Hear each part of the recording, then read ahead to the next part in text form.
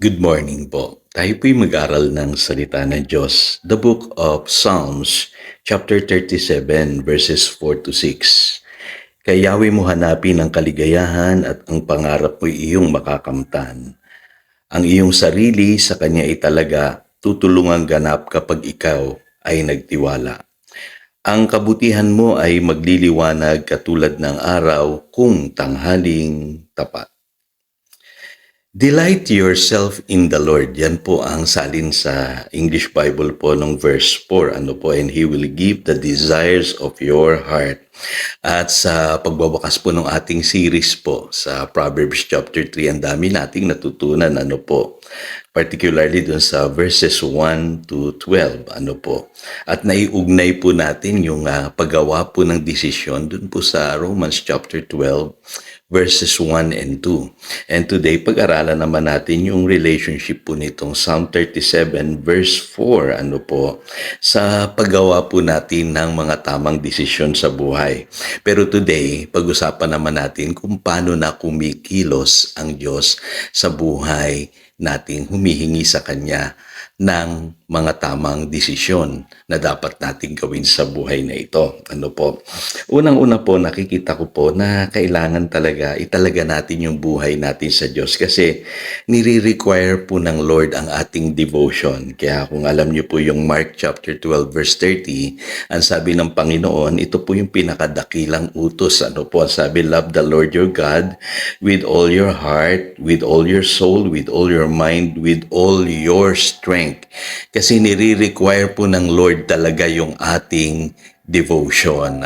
Para makagawa tayo ng tamang desisyon, hinihintay niya na lumalim po yung ating pagmamahal at devotion sa Kanya. Kaya alam niyo po, sa buhay na ito, mapapansin ninyo habang lumalalim kayo sa inyo pong devotion kay Lord, habang nagsiserve kayo, habang ginagawa po ninyo yung kalugod-lugod sa Kanya, nakikita po ninyo unti-unti nagkakaroon ng katuparan ang inyo pong mga hinihingi mula sa Diyos. Kasi yung mga pangarap natin, gusto rin naman ni Lord na makamtan natin yan eh.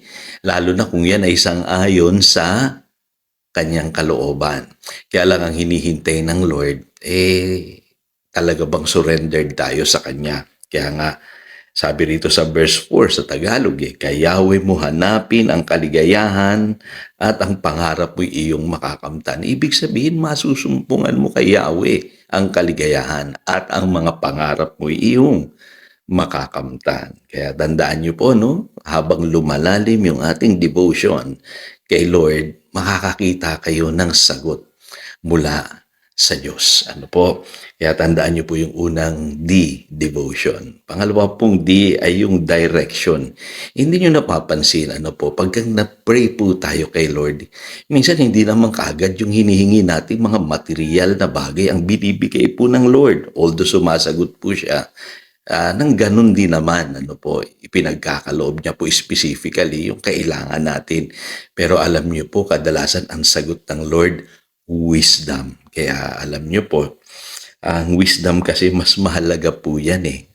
Sabi po sa Proverbs chapter 3 verse 18, para daw pong nasumpungan mo yung tree of life pagka natagpuan mo yung wisdom na nagmumula sa Diyos. Kaya sa James chapter 1 verse 5, if any of you lack wisdom, he should ask God who gives generously. Yun naman pala, Kaya pagka nag-pray po kayo, huwag kayong magalit kay Lord kung ang sagot niya sa inyo ay wisdom. Kasi mas importante po yun. In fact, mas kailangan niyo po yun.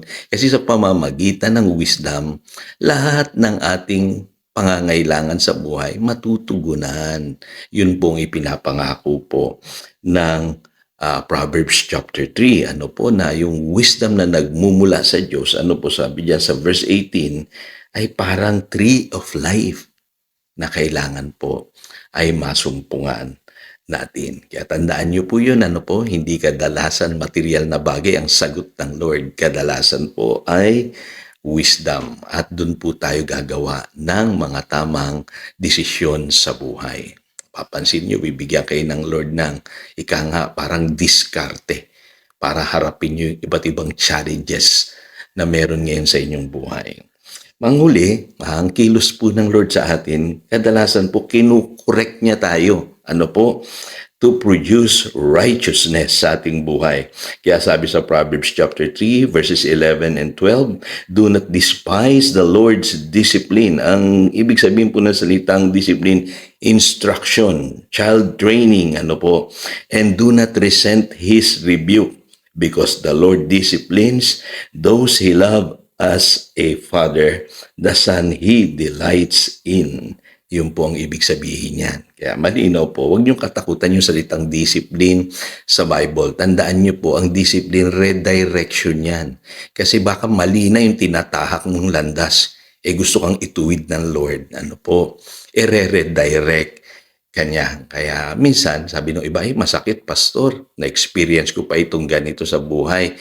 Alam mo, matuwa ka kapatid kasi dinirect o nire-direct ka ng Lord sa tamang desisyon sa buhay na ito. Kaya dapat open tayo sa correction kasi doon na produce ng Lord yung righteousness sa ating mga buhay. Ang sabi po dito sa verse 6 ng Psalm 37, ang kabutihan mo'y magliliwanag katulad ng araw kung tanghaling tapat. Ganun po. Magpuproduce po ng righteousness yung pagtutuwid na ginagawa ng Lord sa ating mga buhay. Tayo po'y manalangin.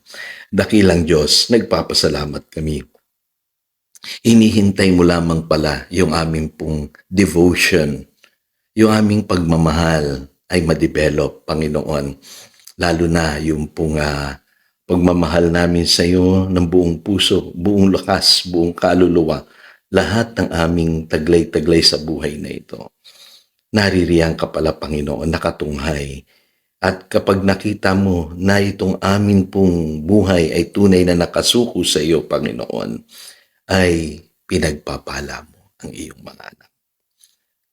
Nadidelight ka namin, Panginoon, sa pamamagitan ng pagsuko, pag-surrender ng aming buhay sa iyo. Kaya dapat italaga namin ang aming buhay sa iyo, Panginoon.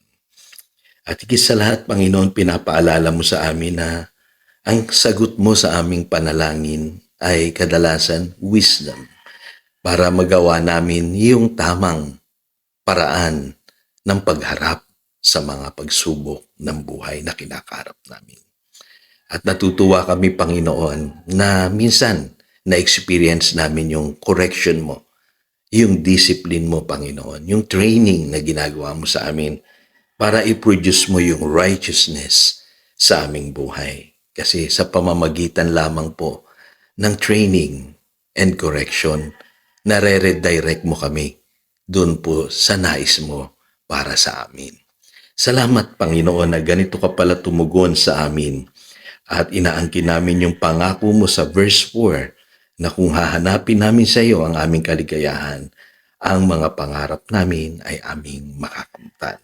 Salamat, Panginoon. Yan ang aming panalangin. In Jesus' name, Amen and Amen. Again, ito si Pastor Jojo nagpapaalala upang daluyan tayo ng pagpapala, manatili tayo sa kanyang salita. Good morning.